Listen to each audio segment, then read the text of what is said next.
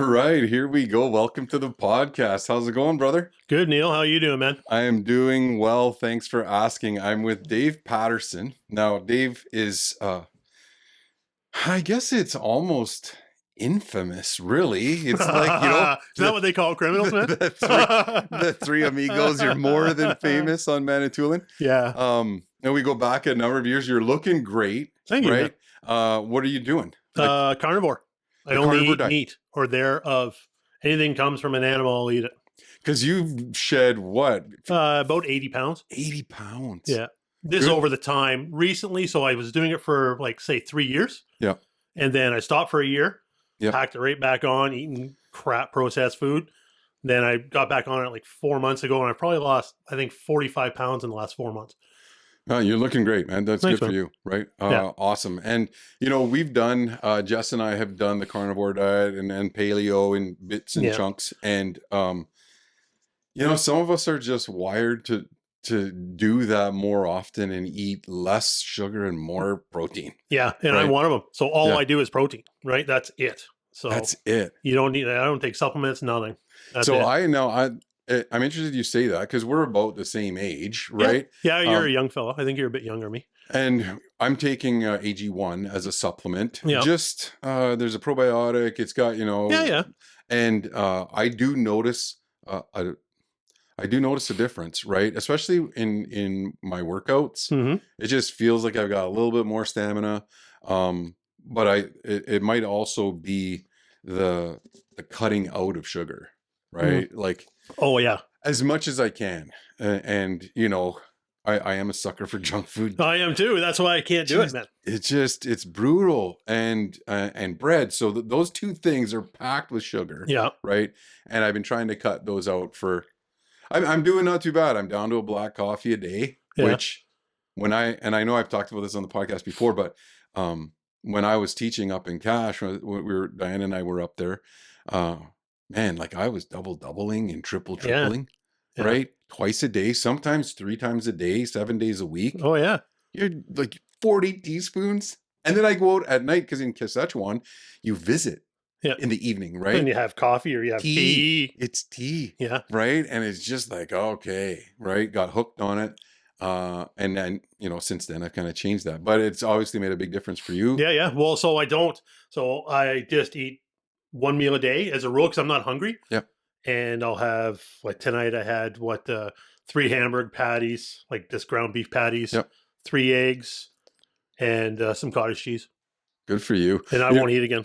Diane said that tonight. Just when I went in there, she's like, "Where's all that fish?" I'm like, "I ate it all for lunch, right?" Yeah, but that's fine. No, and it was just a plate. It was just a plate of fish. That's all I do, man. Yeah, it's awesome. Yeah, that's awesome. Great. But speaking of fish, right? That's one of the reasons why I wanted to have you on here because Dave has you've been fishing your entire life wherever you've been and lived, and you lived in multiple places. Yeah, around the world. And Manitoulin, I'm assuming, is one of your favorites. This is home, right? So this is where I grew up. Yeah. And I fished Minnemoya every day of my life until I was, say, 19 or so when I left. Yeah. And then when I come back, and salmon, like I fished, South Bay a lot. But and then I come back and this is back to what I was doing before. Where have you lived? Mainly Australia. So I lived in Australia for a lot of years. Fished the Southern Ocean, the Great Southern Ocean. And that's all I did down there. So fish, sharks, tuna, snapper, kingfish, that kind of stuff, the pelagics. Now, your favorite species to fish there? My favorite species to fish there? And the way to catch them. Probably surf fishing is the way it's my favorite way. I had a big shark cat, a big boat. And you go out, get up at 3 o'clock in the morning, go out to the continental shelf, which was 150 miles out, and fish, and then come back. But my favorite fish would have to be surf fishing, shark, like whether it be tiger or 7-gill tiger or even just a gummy shark, like a good eating gummy shark. That's my favorite surf fishing. See, now I haven't fished a whole lot of saltwater, a little bit. We did snook. In one of our episodes, I went down to Florida and hammered a 35-pound snook, my first snook. Yeah. The guy didn't even have Captain Phil and he's a snook charter. Yeah, yeah.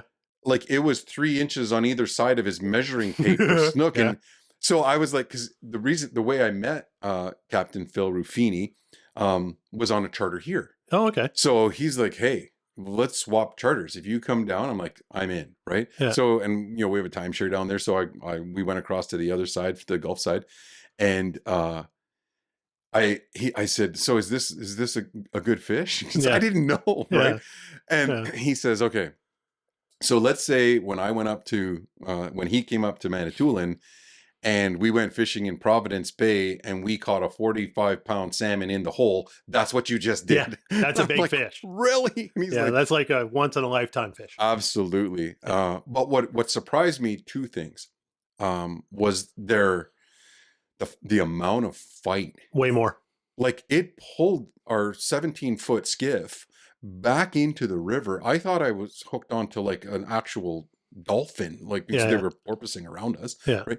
I just couldn't believe the power of this fish. Oh yeah. It's and crazy. Then fought it forever, right? And, it's a 45-minute fight because we were using, I think it was 17-pound braid. And when we got it into the boat, we're taking pictures or whatever. And I'm like, okay, we got to get this thing back. It's not going to survive. Boom, gone. Gone. Oh yeah, I know. There's no question about releasing down there. And that, no, I mean, like, it's crazy. So one time, Neil, I'll tell you a really quick story. I was out fishing in Portland, not Portland in the States, Portland in Australia and Victoria. And we were fishing. We had heard, a buddy of mine, and I had a little boat too, a 16-foot fiberglass with a 70 on the back. And I'll never forget. And so we heard that the snapper were running. They started coming in, and it was, so we're like, okay, let's do it, man. So we picked up another buddy, Jamie, and we went down there. We're fishing, 16-foot boat, mind you, fishing snapper. We had like 4 or 5 nice snappers, say, 8-pound, and we're, doing good. And then Max's rod goes, boom, comes up, gone. And then not even 5 seconds later, Jamie's rod, boom, comes up, gone. Me too, boom, comes up, gone. I'm like, what's going on? We thought it was CUDA, right? Yeah. So anyway, I reel up real fast, and I had a pre-made steel leader for a CUDA. And so I snapped it on and put a big pilcher, like a white bait on, and put it right back down, and the line just went wham and just started going. And it ended up being the biggest fish I ever caught in my life. And it was a 11.5-foot 7-gill shark.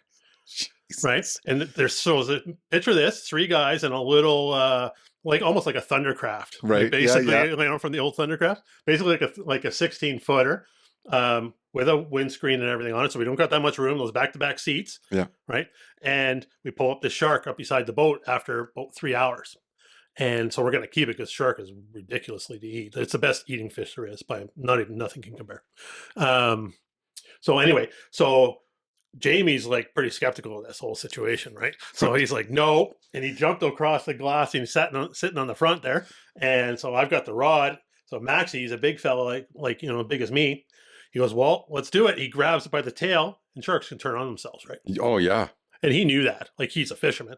And he's like, whoa. And he grabs it by the tail. He goes, grab a hold of me. So I grab a hold of his waist. And I said, Jamie. And Jamie wouldn't come down. So we're just both of us leaning back. So 2 300-pound guys leaning back, pulling this shark, pulled it into the boat. And you got to remember, it's Australia, summertime, hot. Right? So, and this is about 8 o'clock at night now. The sun's starting to go down. And Maxie's got shorts on and a tank top. He jumps on the back of the shark, just like Crocodile Dundee, with a knife, grabs his fishing knife and goes and cuts its neck, eh? Yeah. And that's all said, done. He stands up, he goes, what a fight. I said, you're covered in the shark's blood. It was his blood. No. Because the shark is like so rough, like sandpaper. It just shredded him. It's like gravel rash, like falling off a motorcycle at 80 kilometers an hour. Mm-hmm. He was just covered in gravel rash, but it was from the shark thrashing while he's hugging it. And it's really? It was just rubbing and rubbing. Oh, yeah. It was crazy. I did not know that. Yeah, all between his legs. He had his legs around it and his arms around it like that. And it was just like sandpaper, just rubbing constantly. It was him. They look so smooth when they're coming. Now they're just like this. It is. If you grab, it's like sandpaper, like their body. If you go the other way. Yeah. Right? Yeah. Yeah. It was crazy. Well, they make purses out of their boots. True enough. Belts. Yeah. Everything down there. Yeah, it was a big shark. 11-footer. Yeah. Yeah, it was good. That's good fish. awesome. It was 135 kilo, I think, something like that. That's insane. So, you know, I have a buddy down there, Harvey Harriet.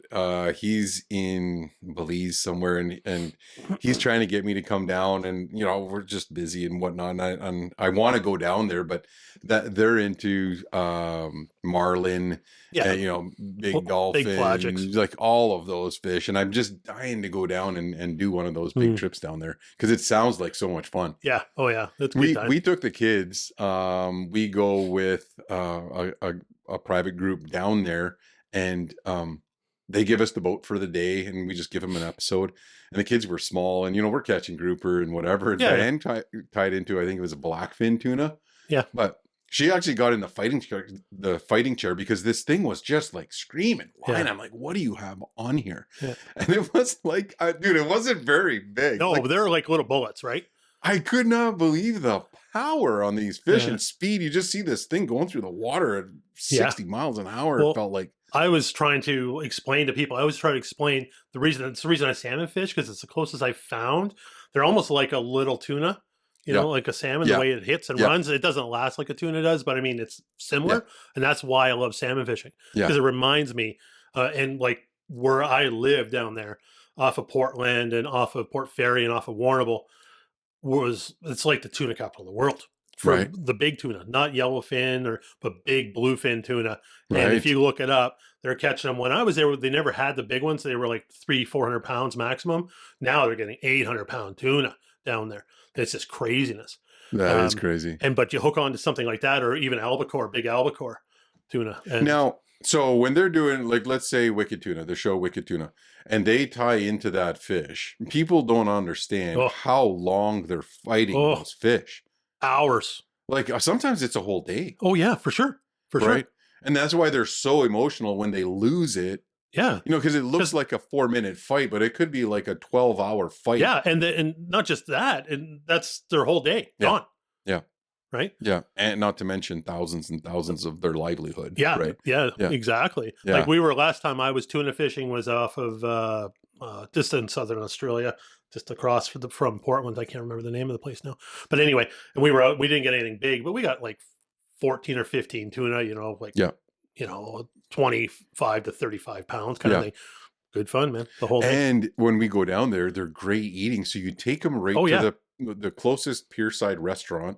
Right. And they cook them for you. And then the stuff you don't, we take it back to our condo, and that's it. We eat that fresh fish every day for our stay. Yeah. Well, we used to eat it just raw on the boat. That was our thing, right? That's what everyone down there, you have a little wasabi or a little soy, you bring your container and you catch a tuna and you just steam it.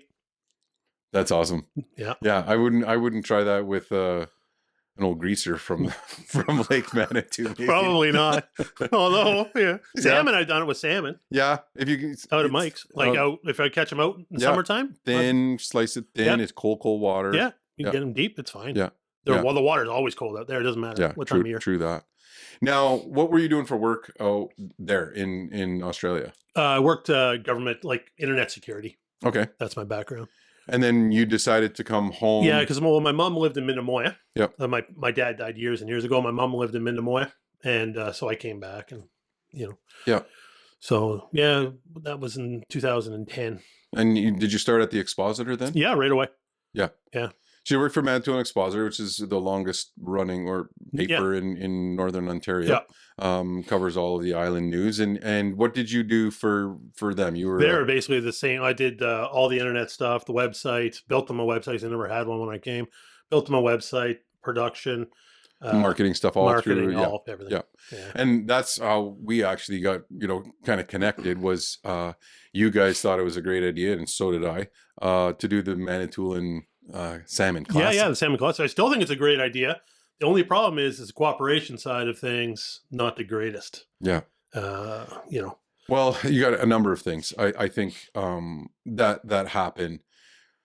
One, you've got this derby that brings in a bunch of traffic to our, this is what we do here is tourism, right? So it's during the summer, and we need it. It's our livelihood. Yep. And our really, it's our only industry on the island. It is really, like, you know. And so it's bringing in tons of anglers. it's promoting, healthy lifestyles. It's Yep. bringing in, tons of money to the economy, Yep. right? But it's also a ton of work, Mm-hmm. right? For Yeah. you guys to organize the prizes, because it's Yeah. a month long, Yeah. right? Yeah. Derby, and you were having, what was your best year for participants? 600-700? No, we had like 940, I Right. think. The Nearly, year yeah. before COVID. Right. So then that was pretty much it was starting to really pick up, Yeah. right? And People, then COVID. and then COVID came Yeah. and crushed our dreams. Yeah. But I loved the Derby. It was great for my business. Hmm. When we run the salmon charters and the cottage rentals and stuff like that, because almost everyone that rented for the week, they booked a charter, sometimes two, sometimes they came back just for charters, Yeah. right? And because once they tie into one of those Chinooks, Oh right, yeah, you're hooked. you are Literally. hooked. One way and another. Yeah. It's just Yeah. so much fun. I know. And I can't, when you watch, it got to a point where I couldn't even care less if I reeled a salmon in, right? And It's letting the people do it and watching their face. just watching them catch their biggest fish, Yeah. right? Exactly. And I've got, there's so many stories, but it seems like, and I don't know if it's karma or if it's you will it to happen, but when people, it was so, I should have kept a better record of it in terms of writing it down, because there's some instances that I think people need it. They need the experience for whatever reason to bind them, the relationship. I remember this son and dad, and the dad Mhm. came out, and the son didn't want to be there.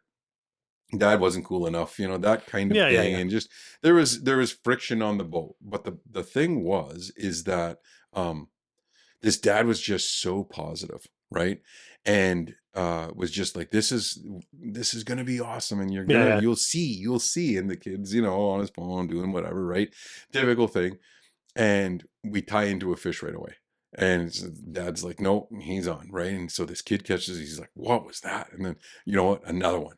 And then another one. Yeah. And then Yeah. another Oh, one. yeah. Yeah. And we got 5 fish. And that's like, he's like, that's it. We're done. We can go in. Right. And we were like, we had an hour left. And I'm like, you guys don't want to drive? He's like, yeah, we'll cruise around and whatever.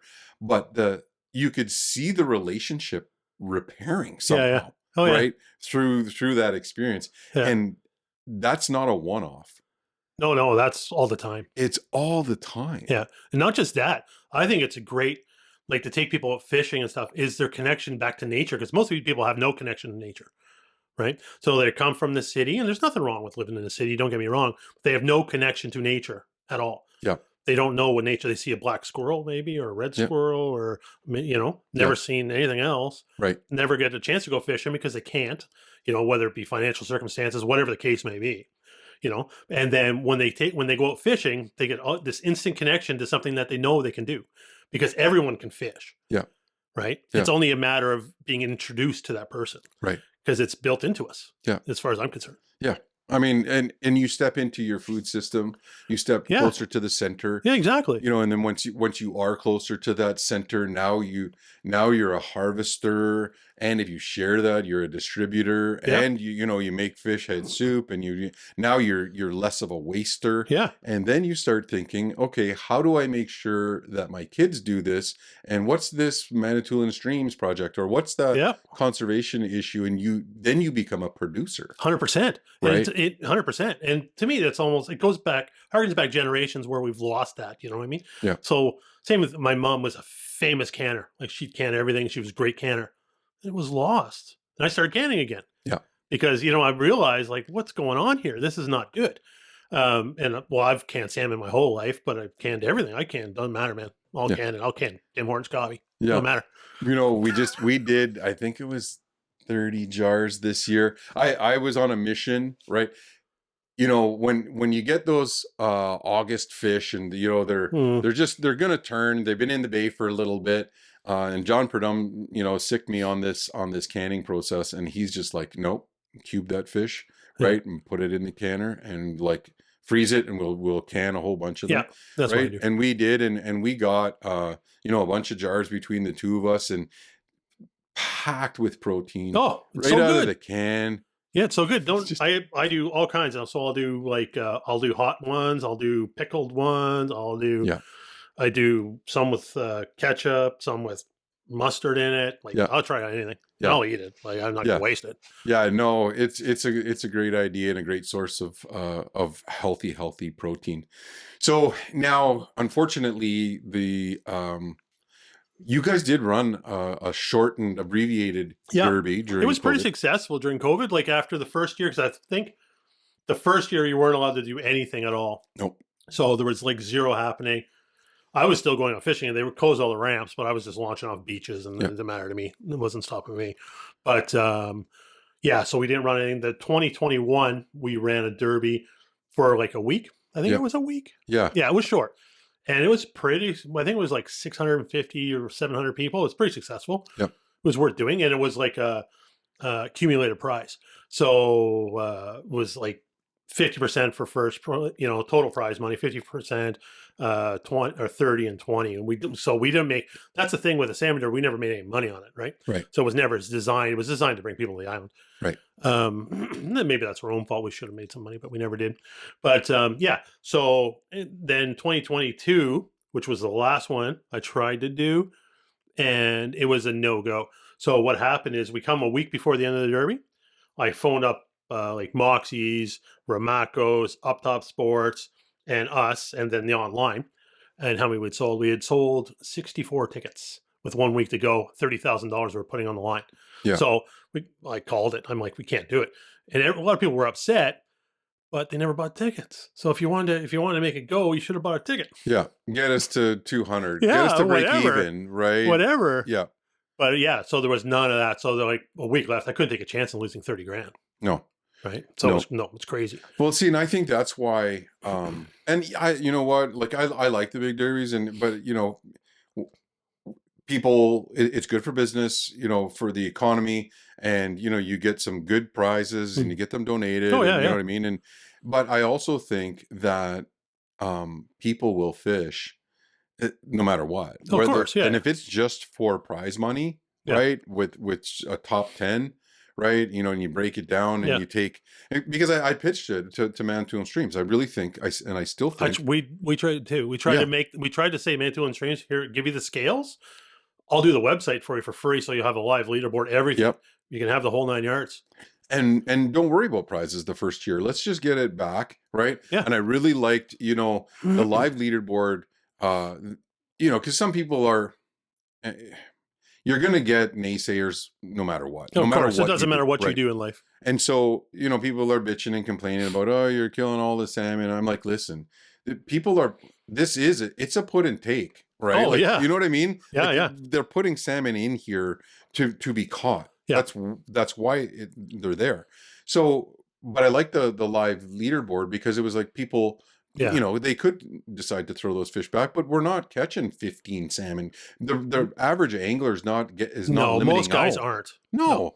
I mean, I'm there every night, and we know how many fish come into the marina. Yeah, yeah. Right. And so it's not a crazy amount, because there's not a crazy amount out there. So, but there's a healthy population, and you can target them. Yeah. But still, people don't change though, Neil. So I've noticed that a lot. And I don't fish prov. I used to when I was a kid, fish prov, and I just got away from it. I like the seclusion of Michael's. Do you know what I mean? So I go there. Yeah. And I like being in the middle of summer before the salmon come into the bay. I like being the only boat around, and I just like that. Agreed. Serenity.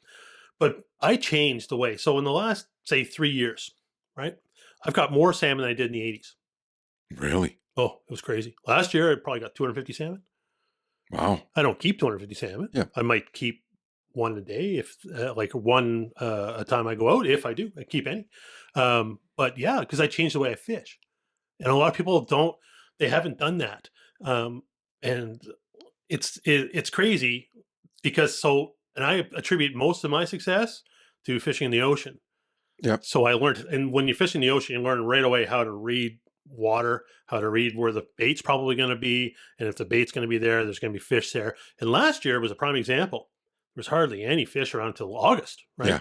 but what's not true. There was tons. They were just specific spots. They were way out. Okay. They were, every fish I got last year, I got from 240 to 320 feet of water. Wow. That's where they all were. They were just out there thick. And they stayed out there. And why did they stay out there? Because that's where the bait was. Mhm. So I fished a couple times, not seeing any bait. Gradually moved out. And I'm the only boat out there. Yeah. I just powered at the end of the time, say middle of July onwards, I'm just powering out to 240 and starting there and going out. Yeah. Till I can't see land anymore. And that's where the fish were. They were out there thick. Right. As good as I've ever seen. Wow. Nothing's huge. They were all 11, 11 to we 18. saw that too. Yeah. Yeah. Right. And the ones that were in closer were even a little bit smaller than that. They were like the 7 to 11 kind of thing. Yeah. Well, we did get into those, but like I was waiting for those bigger fish too, and they eventually showed up. late. But I mean, it's late. Yeah. But no, they were way out. Yeah. And I'm a stickler for my leads too, right? So once we got those mussels into Lake Huron, it changed the game. Yeah. And not just because it killed off the alewives eventually because there's nothing for them to eat and a big cycle, right? But the changing the game, it cleared the water. People still run flashers, I see, big 10-inch paddles. Yeah. Well, it's so bright, I think that's spooking the fish. Okay. Cannonballs. Yeah. Downriggers, just people are still running downriggers. Yeah. Right? Cannonballs and short leads or leads up to 60 feet or 75 feet. My lead, 150. Okay. And out there you can do that. Yeah. Absolutely. You know what I mean? Yep. Long leads, get it away. And I never troll straight. There's all kinds. And that's one thing I learned in Australia is you never troll in a straight line. Yeah. Because you don't want your lines going through your burley trail. Yeah. Right? Well, that's what they call it, right? So down there, you will always do big S's. Your lines are always going through clean water where your boat hasn't been. Makes sense. Right. Kenny Niles, the old harbor master that used to be, like he was a huge fan of those long leads. Yeah. But what ends up happening is, and you're right, in terms of people, not adjusting, like you're fishing out there and even outside of the bell and you got lots of room. Long leads are great. When you're coming in the bay, you can't in the bay, right? And people would do that, and then they get tangled up. And people get angry. Jeez, it's just Yeah. it's comical, but it's not. Yeah. You don't want. But I'm talking once you get out of that bay, like in Michael's, I would never do that. Yeah. Right? Well, because you can't. Yeah. Number one, you have to turn too much, and you can't do long leads. But once you go out, put your lead way back and see what happens, man. Yeah. What happens, I think, especially when you get some waves, is really when you want to make your lead longer. And the reason for that is because your boat comes up and down, and your spoon back there flutters. So there's a fish following that at that time. Your spoon will slow down and flutter and speed up. Yeah, and that's the other reason you're doing S's, because your inside line is slowing down and your outside line is speeding up. So you don't know what speed you're running at. I normally run like 2.2, right? Yeah. That's my go. Or 2, or even slower, like 1.8.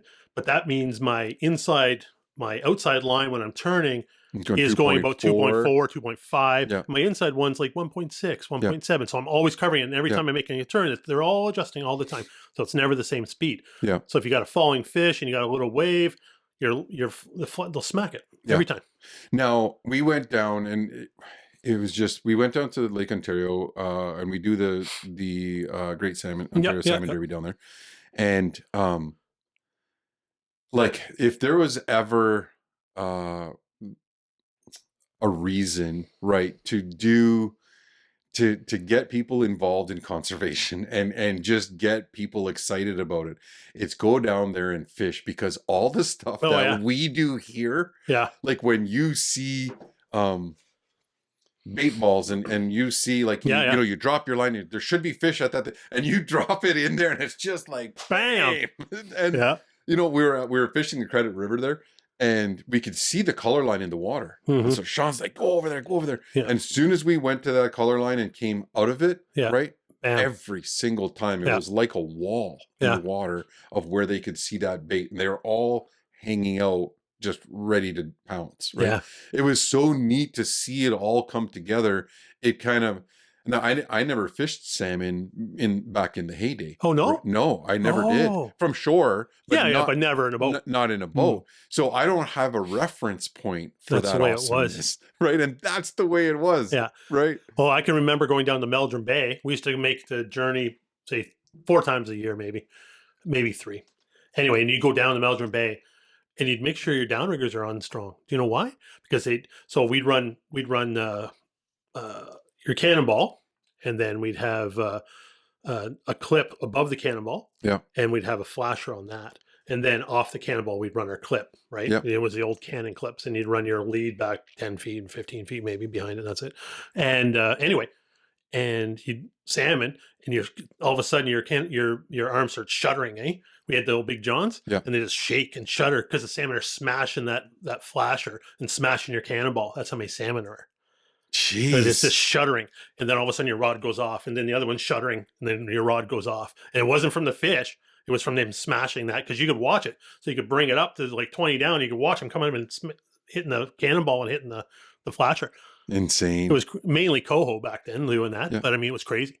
Yeah, that's awesome. I mean, it is an addiction. It's one of those things where once you start doing it, it's phenomenal. Oh, yeah. Right. And then the other piece too, you know, I had one of my consultants that works with me. She was here visiting, and she brought her family. There was probably 8 people, and you know, we had just caught a salmon. I'm like, come on over for dinner, and we'll, you know, have a barbecue it up, and 10 people, right, feasted. Yeah. Right. Oh, yeah. With salmon left over. Yeah. Right. Just one fish. And so fresh and tastes so good. Like just today. Yeah. Right. Just phenomenal. Oh, yeah. And you know, and when you see the light bulb go off, right, then all those other pieces come back in conservation and all of that. And I really do think it's good for business. I think it's great for education. I really think, and I sit on the Manitoulin board, and I know one of the things, you know, it's just that's when the projects are so busy for you have the summer thing going on. Yeah. You know, it's crazy. But we do have, the staff. And if we do it in a way that people understand, you know, this is when you weigh in. Yep. You can only weigh in this time. That's it. This is when it's going to be. And you know what, like, and have it, you know, 9 till 11 or whatever, when people come in, right? Not all day, or you do it in the morning and you do 2 hours in the day. We've got the staff that could do that.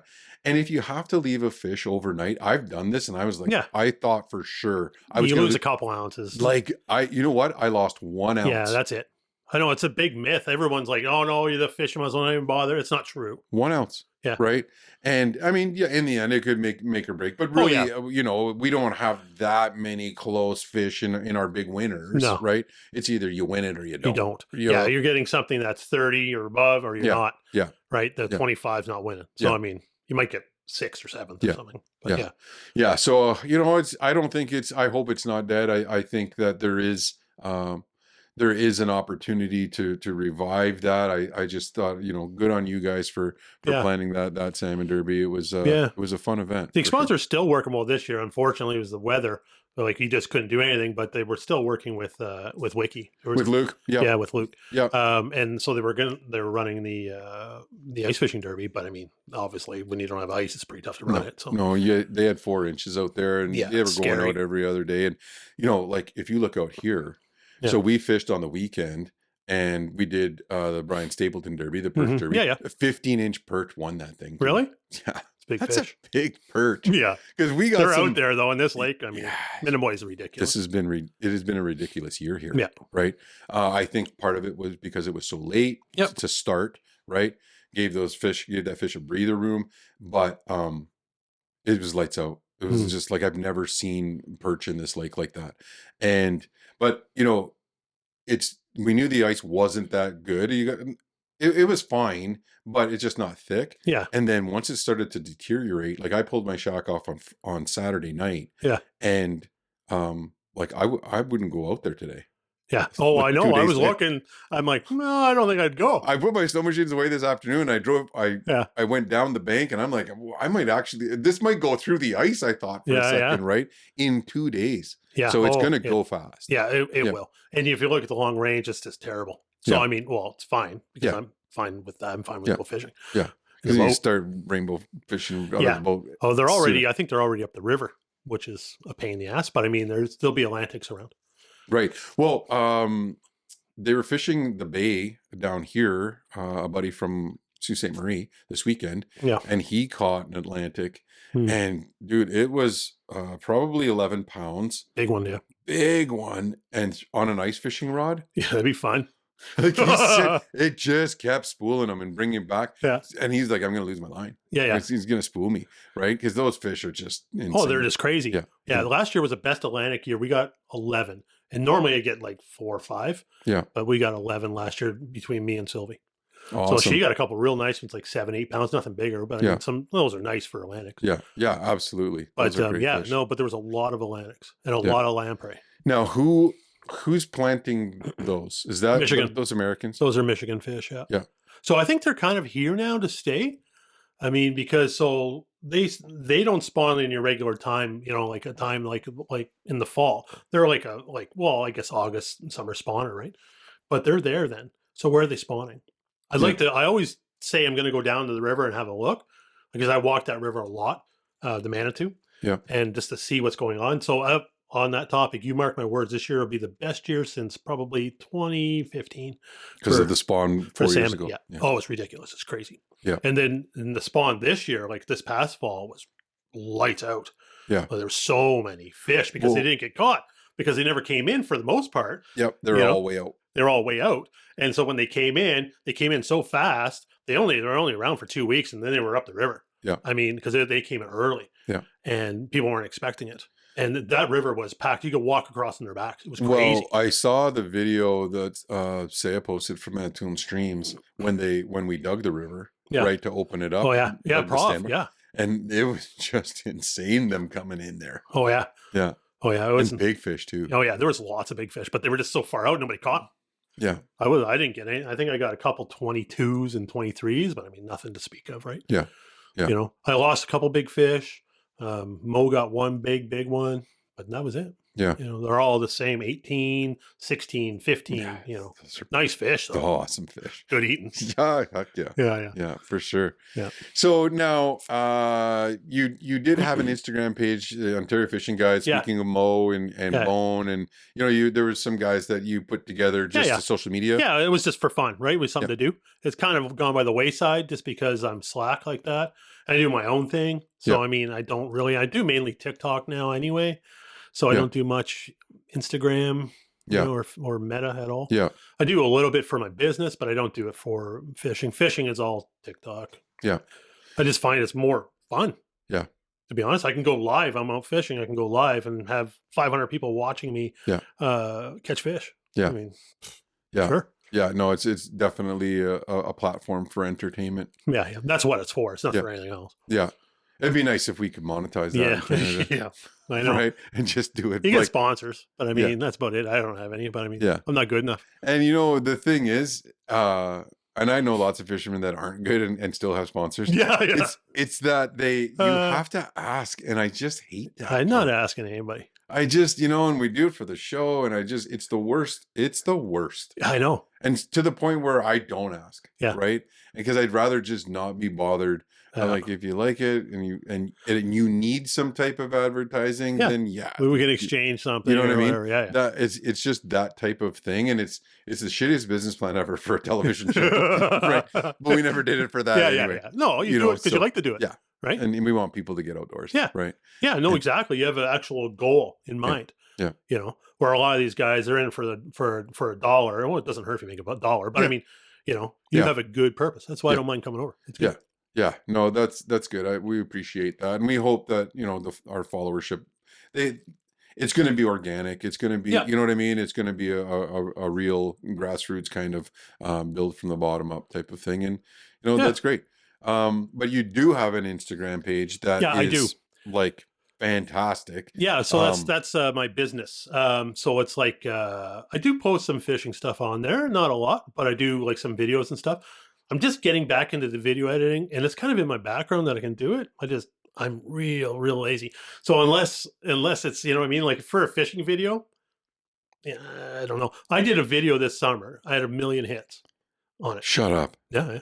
Oh, it was 896,000. Yeah. That's a huge number though. Yeah. Do you know what it was? Sylvie caught a nice, say 6-pound Atlantic salmon, and it had a lamprey on it. And the lamprey was no bigger than an earthworm.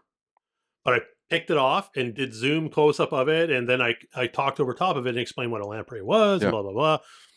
And it got picked up by CNN and NBC, and it went viral. It just is right time, right place. Yeah, people still like it to this day. Yeah, I still get probably 50 or 60 likes every day on that post. Yeah, it's crazy. Well, if I've ever seen pandemonium in my boat, right? Yeah, I pulled in, I netted a fish with 3 lamprey on it, and they all the lamprey let go in the boat. Oh, so yeah, these 2 ladies that were in there, right? They both jumped on the top of the seats. They were going ape shit, right? And I'm trying to catch these lamprey. I got one and I stuck it to the side of the boat because I couldn't find my knife. And so then the other one I cut it, right? Yeah. Finally, I'm holding this one, cut it in half, throw it over. These ladies are losing their minds because now there's blood everywhere. And so she sees it and it goes down my washout. Oh, right? Yeah. And she's like, it's still in the boat. I'm like, no, that's not how that works. The washout goes out. It goes out. She's like, nope, I'm not getting off this seat. That snake is in this boat. Yeah, well, they are. If I had that on video, that's a million hits. Yeah. But they are a thing of nightmares are made of. Like, really, when you look at them, if you don't know. It looks like, the suckers look like teeth. Yeah, right? Yeah. And they only have 1 pincer. Yeah. But I mean, it looks like a mouthful of teeth. Like those, like a horror movie. Yeah. Right. And I hate grabbing them. And they wrap around your arm. Sons of bitches. Oh, yeah. They're like a ling, too. The same thing. Yeah. I hated ling when I was a kid out in this lake. There used to be a lot of ling out here. Yeah. You still get them, but not as often. Yeah. But there used to be a lot. So if you're ice fishing, and I used to ice fish on the other side of the island, like over by Outer Glen there. Yeah. In front of the Red Barn, but up, there's a real nice little pocket there. And so that's where I would go ice fishing as a kid. And sure enough, if you got a walleye, you get 2 ling. Yep. Walleye, 2 ling. And I hated those things. Yeah. I hated them. They're good to eat, though. Oh, I know. They're great to eat. The livers, right? I love the I don't know about liver. I heard someone told, so I posted this. No, they're good. And someone said it's an aphrodisiac smeared all over your face. I'm like, what? No, I don't know about that. Well, that's what they were saying. I'm like, I'm not smearing that thing on anything. Yeah, right. No. But I love eating ling. Yeah. They're like a lobster. Eating. Yeah. It's a good fish. Yeah. And they're aggressive. So I got one on the camera, right? And so they're coming in and they're just, methodical, and then they just like bang. Yeah. And it hit hard. Oh yeah, they're fun too. They fight aggressive. good, everything. Yeah, but they look like a snake. Yeah, they do. They're underrated for that, for eating, number one.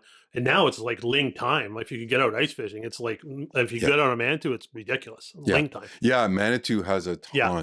And big, 10 pound, 12 pounds. Yeah. Big, and elders here love ling. They the Chigang used to be famous for that, and the elders here, really fond of that table fare for sure. It used to be a great lake for ling, but there's not as many. I don't know what. Same with pike out this lake. When's the last time you caught a pike out here? I got one small one last year. Oh, did you? But you know what? When I casted to it, I could sight fish it, and when I got it, it was like it went right in front of his face, right? And he he went over and grabbed it. But when I brought him in, he was dark. Like there's something wrong with him. When I threw him back, he just so slow, and I thought maybe he was on his last legs or something. But we used to get a lot of pike out here. We used to get a lot of pike when I was a kid. Big ones too. And, nice pike. The last one I saw is I was fishing out in front of, once again, Idle Glen on that shoreline there, and Wally Corbier was in his, when he had that. He sold it. I think. Yeah, he sold it. Sold it to Rob Scott. Yeah. And so anyway, Wally was there, and I've known Wally since I was a little wee kid, right? And so Wally was out in his boat, and Vanessa, and they were fishing, and Wally was just casting a spoon out. I hadn't seen a pike for years, and he got one there. But that was the last pike I've seen here. Right. And I've never even heard tale of people catching one. Well, I know some Americans, they love coming for jacks, and not me, but they come here, right? I'm like, what? And they fish the far side, like Lakeshore on the Minnemoy side, on the bluff side. Yeah. And I don't fish over there a whole lot. Me neither. But it's a great lake, and I can't believe how many fish it continues to produce in spite of the pressure that it gets. It doesn't get too much in the summer anymore. No, summer's dead. I know, it's crazy. Like we can go out here and we can wakeboard and paddleboard fish and do whatever, and if you see 3 boats on the lake, Oh yeah. it's busy. Yeah. You know, Yeah, you know what I mean? It's just 50 kilometers around this lake, Yeah. and the 3 boats on it, and it's busy. Yeah. Right. So when I was young growing up, you go out there, and if there wasn't 70 boats within your sight, it was a dead night. Crazy. That's how it was. It was crazy. Yeah. Right. And that's what happened to this. That's what happened to it though, too. That and the mussels come in and Yeah. you know, changed everything. Changed everything. You know, the bass really took off. There was never bass. And then the bass, No. when I was a kid, we were catching bass and people didn't know what we were catching.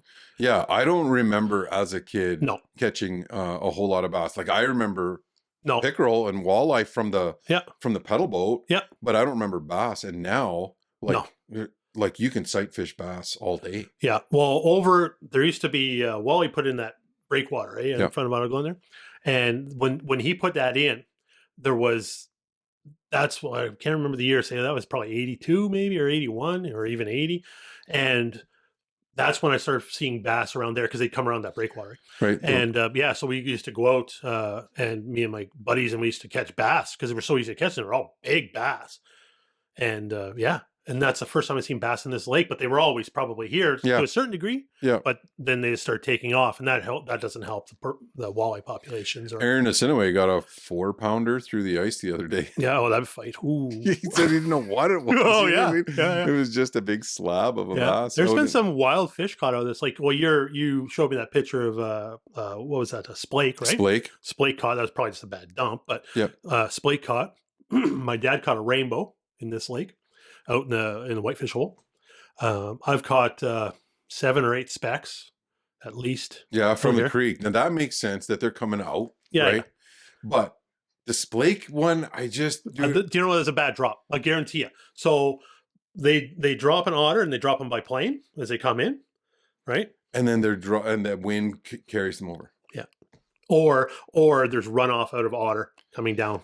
I would be more likely to believe a bad drop than the odds of that fish making it down that creek. Yeah, that creek doesn't go very good. You know, not for very long. Yeah, I know. No, right? No. You know, it might run, and it won't run like that this year. No. But the timing would have to be so perfect yeah, to get one of those 1,000 fish down there. Yeah. And then for it to grow to a 6-pound, because we got a 6-pound in the shack. Yeah. Right. It would have to grow. It's probably been out there for years. Right. Like, what are the odds of you catching that fish? And then someone caught one at Oga 2 weeks ago, another one at Little Chiging. Yeah. They'll be around. I guarantee. So it has to have been a bad drop, and we're seeing the results of those fish because they would thrive here with the perch. Oh, of course. Right. That one, the 6-pounder that my buddy John caught, had an 8-inch and a 10-inch perch in it. Yeah. Right. Oh yeah. You know, they're just voracious. Yeah. Right? The thing is when you look, I don't know enough about splake, but if you look, walleye and lake trout don't coexist. Right? You'll never see a lake except for Manitou, and that's because the walleye are introduced where they're together. Okay. They just don't coexist. They don't, because walleye are voracious. Yeah. Walleye will eat them. Yeah. Right. So like they're the top predator. Yeah. In these lakes, and so they never kind of coexist in these little lakes. They do like long big water, and like that's different, right? But I mean, in these small enclosed spaces, they don't, and like that's why Manitou. That's in my opinion, that's what's really affected that lake trout population. That lake is being 14, 15-pound walleye in there. It's a sleeper. It's a sleeper lake for the Ontario record. I'm sure of it. Well, of course, it's in there. Yeah. I saw that fish. That fish that came out was 18 pounds. That's a big walleye, man. That's a monster walleye. It was like, what? Yeah. Kegowon too. Kegowon's another one. Yeah. There was never a walleye lake. Yeah. They were stocked, right? Now, what's your take on the slot size? I don't like it. I love it. I love it for this lake. I'd like to see Minimoy closed, to be honest. Like, if I'm going to be truthful, I no problems with the slot size at all. I'd like to see Minimoy closed for walleye for a year, 2 years, 3 years, because like I can go, and I went out there last year. Last year wasn't as good in the springtime. I always go opener because I grew up here and I just have it. Last year opener, I think I got like 6 walleye. 2 years ago on opener, I got like 32 walleye. Wow. Not one of them was under 21 inches. Uh-oh. Bad news. So no age class. No. So something's happened here, right? So there's lots of walleye and they're all big. Like there's tons of walleye, but they're all big. Yeah. So there's no little stuff. This summer I went out once and I think I got one. It was like, like 8 inches or something. That's a good sign. That's good. Yeah. Because I didn't fish it much in the summer at all this year. So I got that one, but that was the only one I've seen. So I haven't seen any little stuff. Yeah. I haven't seen the 14s, the 12s, the 10s, like that you'd have in a healthy lake. No, the slot's 18 to 22. No, it's gone. So here it's 18. So it's 18 and nothing over. Nothing over 18. No. So you can't fish this lake basically for walleye. Yeah, it's a waste of time. You're wasting your time. Yeah. Right. And so what I'd like to see is I'd like to see it closed and see if it can come back for the walleye just for a year even. Like, I mean, it's amazing what a year do. Yeah. Just, it doesn't have to be forever, just for a year. And I'd like to see, and I'm fine with the rest of it because I'm fine with, 4 fish under 18 out of Windfall and out of Tobacco and all these other walleye lakes around. I'd like to see them go to Manitou and up the walleye limit and up the walleye size because 18 there, you're never going to get one either. They're there, but I mean, you're never going to get one. Yeah. Because they're all 25, 20, 32 inches, and you never get one. And Kangawan's the same. What a waste of time. Yeah. Yeah. Wait, why? Why? And they're not supposed to be there anyway. Get them out. Yeah. Yeah. No, I wanted to know what you thought on that. I think I would agree with, I mean, there's lots of fish to catch in this lake. Yeah, you can catch whitefish, you can catch Cisco, you can catch perch, and a lot of perch. I mean, like crazy. The best perch lake I've ever seen. No, I had someone ask me this weekend how many perch I thought were in this lake. Oh God, I wouldn't even know. Like, and it was a good question because I'm like, I don't know, 1 million. Yeah, I don't know, hundreds of thousands. There's lots. Like, I mean, you go in the fall before anybody starts. So just as summer ends, like end of August, right? People are still salmon fishing and stuff. Yeah. And you go out off that island and you go right to the middle of the lake out here, like on this side, right? You go right to the middle. And it's hard to catch them because they don't want to bite because it's warm, right? But you go into 55 feet of water and you turn on your live scope or whatever. Yeah. And you have a look. Yeah. It's loaded. It's forever. You can, as far as you can drive. Yeah. Yeah. No, I've seen that too. But I mean, you can't, and it's just forever. Like, I mean, that's a school that goes from one end of the lake, 7 kilometers long to the other. Yeah. It's at the bottom is loaded. Yeah. It's just thick. Yeah. So, I mean. And I saw that this summer or this winter on the camera. It was just, waves, and there were times there was 40, 50 fish in on the screen. I know, it's like what? And they're all big too, like 12 inches. Yeah, it's almost like there's fleas in this lake, eh? Well, so when you say that, I was using a whitefish setup, right, and had that little. I put a little plastic a flea, right, and every time on the camera you'd see them go up, and then they'd stop. And they just do this. And if I didn't see it on the camera, I would have missed these fish. Yeah. Because you would see them flare their gills. Yeah. And they wouldn't bite it. But when you see it on the camera, it was just like, boom. And I ran out of those fleas in it really was a good bait. Like it was crazy. Yeah, I wonder, but I've never seen fleas. I've never seen it either. So, and you live here, so you'd know. So, but what I do see, which is new, is not new. They've always been here. But I had a buddy, Greg, who jig in and boom, smelt. Boom, smelt. Yeah, they've always been here, but not that many. And I looked at that last fish study, and that's the fish that's exponentially increasing. Yeah, which is a bad time for the perch. Yeah. Because they'll eat the eggs, right? Yeah. So they'll do what. So a lot of people don't know on the South Shore, right? Used to be really good walleye fishing. Really good outside of Michael's Bay and all the way down to Fitzwilliam. And like that whole South Shore was this ridiculous walleye in the 70s. Like, it was really good before the alewives became what they are, or what they were. And that's what killed off the walleye is the alewives, because the alewives go in and eat the walleye eggs on the nest, right? That's what they do. The same in the Second Bay in Michigan. They had the best walleye fishery, better than Erie, just destroyed Erie. Really? Way better than Erie. It's coming back now because the alewife population's decreased, but their walleye population's crazy, right? And then the alewives came and killed them off, right? And the smelt did the same thing with perch. They did it in Lake Erie. We used to be able to go down and get all kinds of perch, that's famous for perch, right? Yeah. It still is kind of, but there's not like the perch that used to be in that Yeah. lake. And then all of a sudden these smelt are everywhere. And we used to go down to New Glasgow. It was down at like a cliff, basically. You could get down there and there's a sand beach, a little creek. And you could just sit there. I remember as a little kid, my grandpa taking me down. He'd just sit there and he'd just walk knee deep into in the water off the beach and just scoop with a bucket. And it's just full of smelt. And did the perch, right? Yeah. And then the perch decrease slowly. It's a cycle. Everything up and down. And I can see them coming back, and I can see, Yeah. But I mean, there's everything has a consequence is what I'm getting at. Right? Yeah. And I was just surprised to, me too. If you're catching, I think he caught them by a line, eh? On a line. I've never in my life caught one out there. I've seen them. Yeah. I've caught them in a minnow trap. Yeah. But I've never caught one. He caught 5. Yeah. I've never.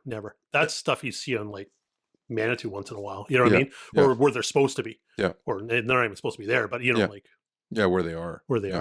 Yeah, and I think that we'll see the impact on that in the coming years. Yeah. Hopefully not too detrimental because, man, that perch thing is just... It'd be nice if the walleye come back then. That's even more reason to maybe help them along because they'll help that along. Yeah. Because they'll take a bite out of that. They'll feast on that, on smelt. Yeah. They do, that's what Kega one, right? Manitou. That's what they eat.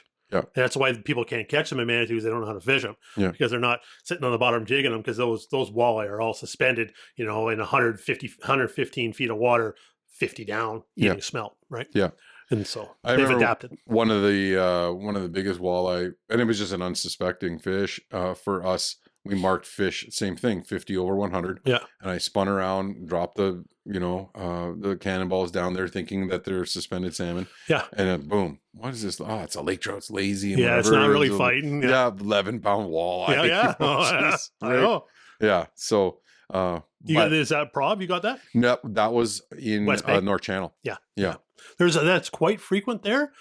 So, people are getting them once in a while now again on the South Shore. Yeah, I heard 2 times this year someone got a walleye there. Yeah, but I saw Jack. Jack Hayes. Yeah. He was catching them at the river mouth in Michael's.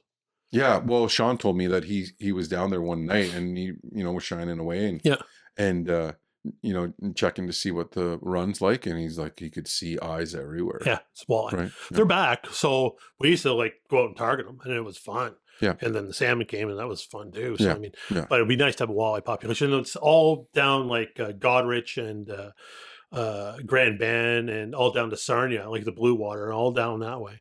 That's all walleye grounds that was being reclaimed again by the walleye. They're back again, so they're back strong. That's mainly what they catch down there now. They don't catch as many salmon. But it's because it's historically a walleye area, right? Right. So it's just the variety of species that we can fish here. It's great to hear. It's an awesome place. But we kind of got, and when you and I talk, we're always going to revert back to fishing. But you've got another TikTok page and an Instagram page, right? Which is your new business. This woodworking, making these boards. So tell me about that. Yeah. So I did that. I left the Expositor and I started this for the simple fact is I can fish whenever I want. And that's the dead honest truth. Yeah. So it's become pretty busy. But this time of year it's quiet. So I make cutting boards, charcuterie boards, art. I'm making a lot of art pieces now, like wall pieces, clocks, that kind of stuff. I've done a few tables. I just did a big bathroom vanity for somebody. If it's wood, I can pretty much make it. Right? Now, how do you do? You have a machine? Oh, I have lots of machines. Yeah. Yeah. I'd love your setup here. Yeah. You need this much room. Yeah. I have like drum sanders, table saws, band saws, you name it, man. Yeah. I've got it. So so you put a gelatin, like how does that work? I mean, so if I do a resin board, so I do like those I don't know if you've seen them, they're like called my Northern Lights series. Yeah. So it'll be like a moose. Yeah. And then I'll have trees in the background and it's carved out, and then I do like epoxy resin, and I'll do like a layer of black, and then I'll do some green, and I'll blow it up to make it look like northern lights flowing up, a little bit of purple, make it flow up, and then I'll let that kind of sit, and then I'll put a few more layers, build it up to its level, then sand it down to 1500, make it crystal clear. Yeah, it's phenomenal. I love watching those videos, and you can see, the addiction to, I can see people watching those and just seeing the process, unfold in front of them. The buffing and all of that has to take place. It's really good work. Yeah, there's lots to learn. I've done woodworking for years, but I mean, this is kind of a new thing, and I don't hate it. Now, is it like you look as busy as shit. Like you look like you're busy. And I would imagine Christmas is just crazy. It was crazy. The worst is summer. Like is Wednesday. So Kegawan has a market on Wednesdays, right? And it's the greatest day to have a market. You wouldn't think, what? It should be Saturday. But no, Wednesday is the day. If you want to have a market, make it successful, do what Kegawan does and have it on a Wednesday. Is everyone's yard sailing on Saturdays? Or? Yeah, no, everyone's, so they're coming up. So the renting cottage, they're coming for the week on a trailer, right? You get here, you're not going to go to a market. Yeah. You're just getting here. You're just getting settled. So, it's Sunday, you're like, oh, let's go here, the lake, let's go this, that. Come Wednesday, you're looking for something to do. Looking for something to do. Yeah, and that's the key. Yeah. So there's something to do. You have this giant, massive market, right? With like 90 vendors or whatever. I don't even know. There's a lot. And there you go. And so it was crazy. Every week I sold out in summertime last year. So I sold everything I had. And then I'd work. It kind of pissed me off a little. Oh, it was great. But I mean, into your fishing you're cutting into my fishing time. So I'm smarter this year. So I've got all kinds of stuff made up. And then I'll still be able to fish throughout the summer. So you'll have this, it's like a big boom all summer, every Wednesday. You have one day of sales in the summer, basically. Yeah. Right? Yeah. You take, like, what's a good day of sales? 20? Oh, God, no. Like 20 boards? Yeah. Yeah, easy. Really? Yeah, easy. So like a good Providence Bay, Manitoulin homecoming. That was my best weekend, right? And I had lots of stock. I had 3 tables set up, and I sold everything by Sunday at lunchtime, and I sold 70 boards, maybe. Yeah. Right. Then that screwed me for the rest of the summer, because then I was behind. Right. So then I make and sale. I can make 5, 6 a day, sometimes 8 a day, depending on what they are. And depending on what I'm doing. Right. So if I can make, 4 a day, my goal is I make $600 worth of stock every day. That's my goal. Right. Yeah. Every day. It's 365 days a year. Even if I go fishing, I can still do it, because I'll just glue up some boards and whatever. Right. And so that's my goal.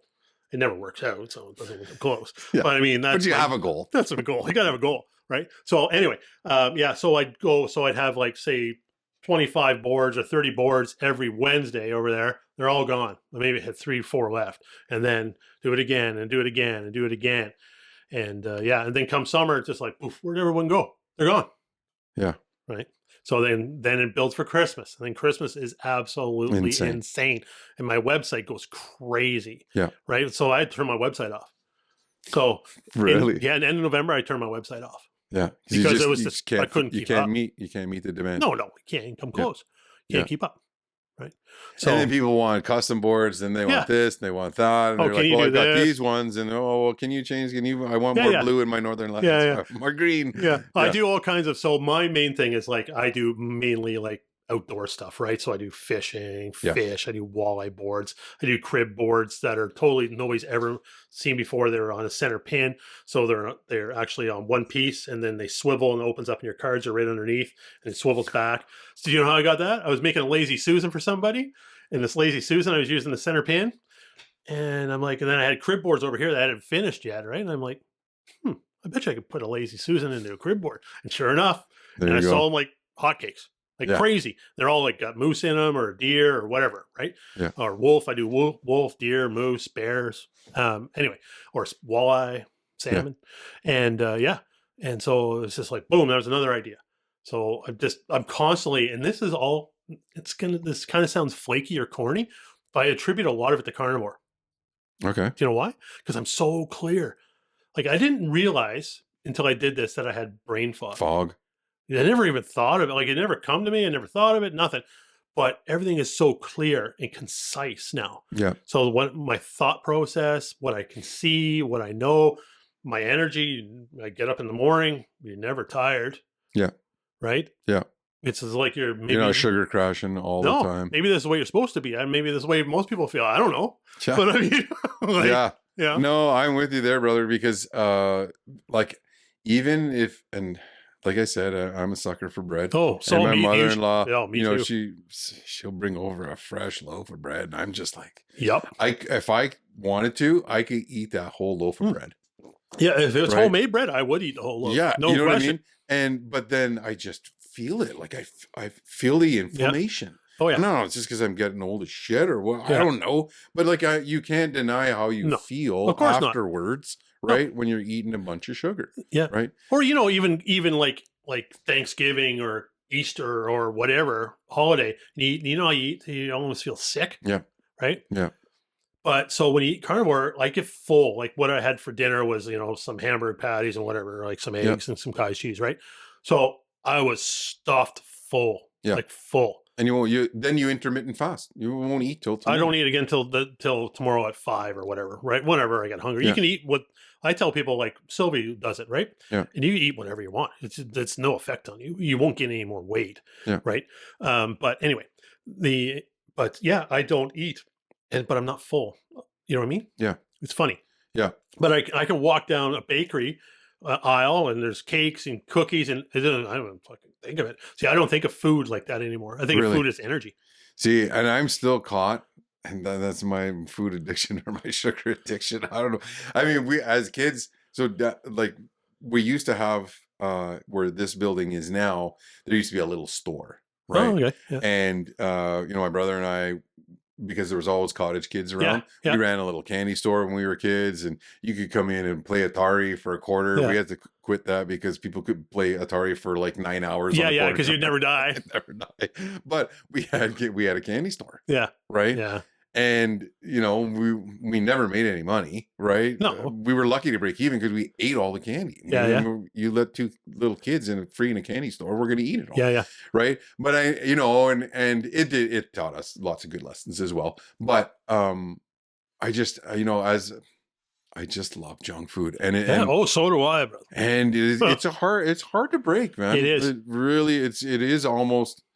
Choose something that you can sustain, right? And then go with that. And it's not for everybody. Nothing is for everybody. That's the thing, right? Yeah. So you can't say one size fits all for anything. Yeah. But this is the closest I've found to perfection. Yeah. For me. It's just you feel better and you can't deny it. Oh yeah. Oh God. Yeah. My knees never sore anymore. Yeah. Nothing's sore. Yeah. It's like I'm 25 again. Good for you. That's what it feels like. It's crazy, except I'm not. Yeah. But you know what I mean? But that's what it feels like. Yeah. And the mental clarity is that's the thing for me. There could be nothing else. Like I can code, right? And I can code in like 4 or 5 different languages, like COBOL, old stuff, right? Yeah. PHP, you name it. And I hate it. Like I hate it. But now I can sit down and do it again. And I don't even think about it because I can do it so fast. It just flows. It's weird. It's really weird. Really? And before, you'd have to fight me. Like it was part of my job once in a while to do stuff, and you'd have to fight me to do it because I hated it so much. Right. And you think that was the brain fog bit, and that was of course it was the whatever. And now it's just like it's not even a chore. It's simple to do. So I don't. Yeah, sure, whatever. And that's why I'm starting editing again, doing videos and stuff, and I'm going back to editing. And all these different things and shooting from different angles and doing these things I used to do, and then I got lazy. Remember, I said because I couldn't be bothered. Yeah. And now I can be bothered because it's simple. Yeah. Get your creative eye back and start making things that appeal to people. Yeah. Yeah. It's really weird. No, that's awesome. So, that's fantastic. I'm glad. I'm happy for you. Now, so if you're looking at if I wanted to order something, right, from what's your website? We have thewood.com. We have thewood.com. Yeah. Okay. And that's that's the same for Instagram. Instagram, Facebook, and it's at We Have the Wood for TikTok. It comes up wood and fish, but I mean, it's the same thing. Same thing. And get your orders in early. If you want something for Christmas, it'd want to be around September. Yeah. Okay. And you've got tons of selection on there. Like I've been on the website. It's fantastic. And we want to grab some for our rental units, and and you know what, it'd be a good idea is just put a couple on consignment there. Just have them there. I've done that few, well, not around here. I've done it I do shows. Well, this year I stayed local because I was just too tired to Yep. go. You know, I'm doing other things. You're selling out here. Why Why go some? Why pay $1,500 and go to the sportsman show? Never. Right? I'm There's done. no point. I'm done. Yeah, me too. I'm never Yeah. going back. I've done lots of them. Yeah. Last year I did the Remax Home Show. It was okay, but I mean, meh.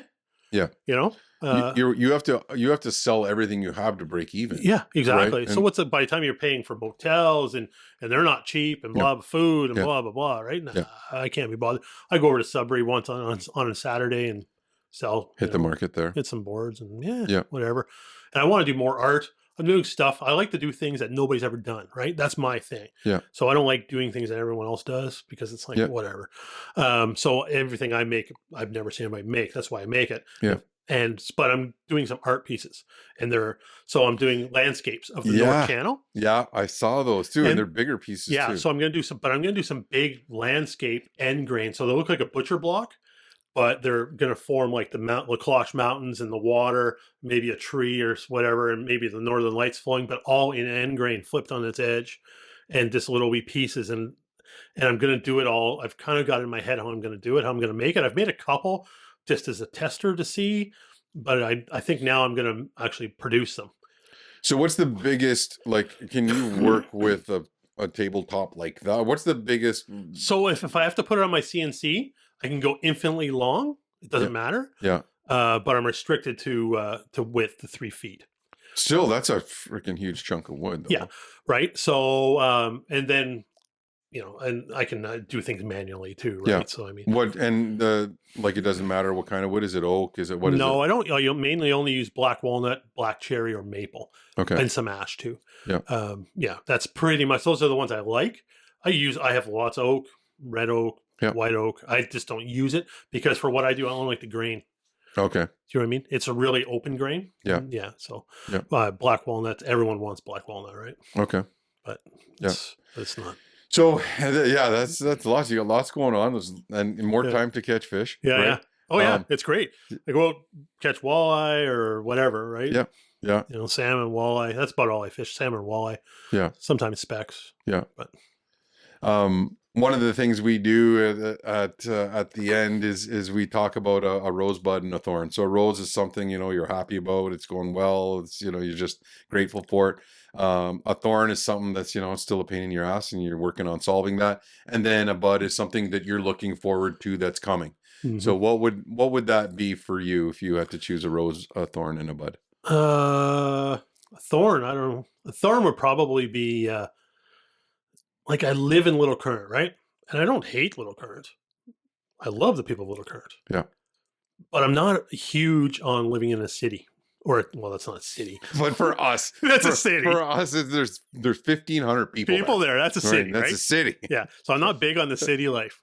And I complain about it every day and say I'm going to change that every day. I keep looking. And so I want to move kind of more towards my roots, more South Bay. Yep. So that's something I want to change, and that's a real thorn in my side right now. Yep. So it's been like that for a couple of years. I don't know why. I just don't like traffic. I don't want a street light outside. I don't want to hear a car at 3:00 in the morning. Dude, I'm with you. You don't have to explain it to me. So I mean, that's just me, right? Yeah. So I mean, like, I'd rather be if I want to hear something, I want to hear a wolf or something. I mean, I don't want to hear. Well, I don't want to hear a wolf either. Yeah. But I mean, I don't want. I love hearing coyotes. I mean, I don't seeing chase the deer I'm hunting, but Yeah. No, that's what you get. What I'm saying, like that outdoory kind of thing, because that's me. That's how I grew up, right? Yeah. So that's more for me.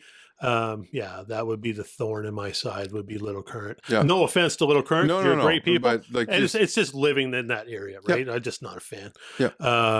So that's our thing that we're. You want to get out to the country? Yeah.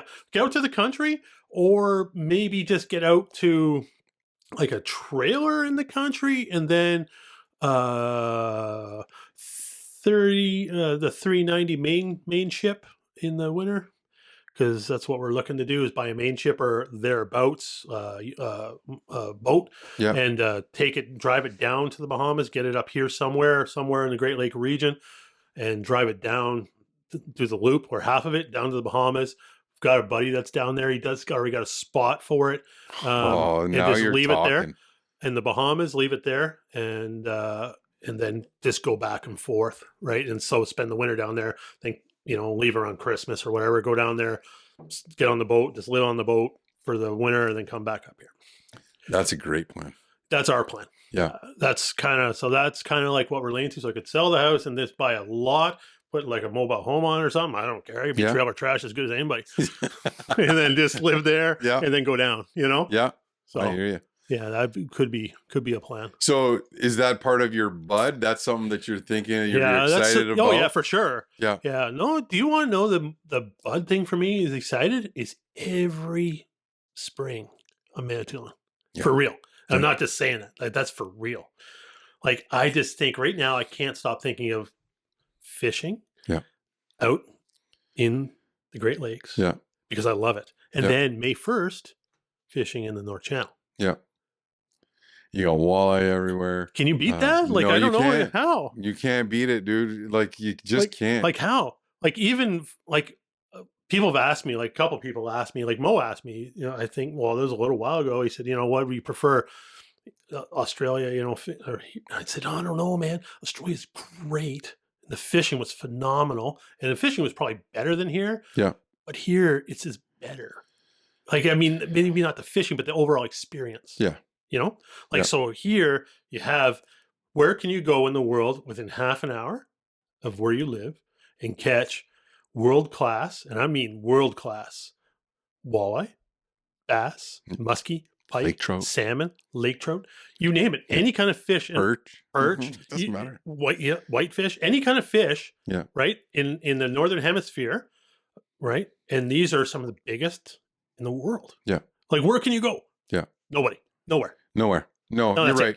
Yeah. So I think that's a great bud. And I'm in that same boat. I love the change of the seasons. Yeah.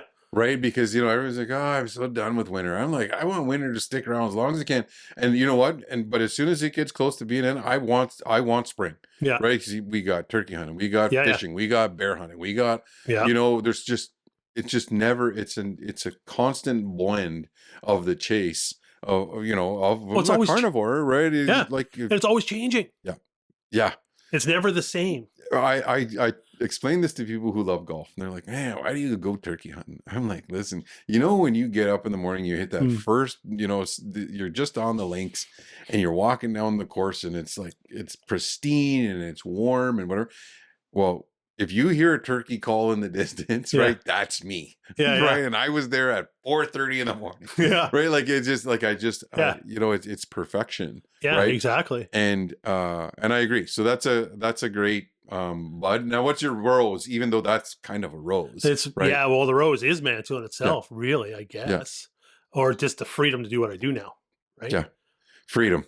Yeah. Right. And and so I'm glad you say that because my mom, she passed in 2000 and she was one of those people that just wanted happiness for everybody. Yeah. Right. And she said it, and it has been a mantra for me. Just start making decisions around doing more of what you like and less of what you don't like, and see what happens. Yeah. Right. You'll be surprised at the change it'll make. And everyone around you. Yeah. Changes, right? Changes for the better because, you're in a better mood and and you inspire them to do those types of things. And, and so I'm glad you took the leap and you made that change. It's great for business, right? It's great for you. It's great for your partnership. Oh yeah. It's great for everything, right? Yeah. So you only live once is the way I look at everything, right? Yeah. So you only live once. I'm going to do what I want to do and what makes me happy and Sylvie, and that's it. Yeah. Right. And that's where you go. Awesome. Well, you know what? That's good on you. I'm glad to have had, a little bit of your time.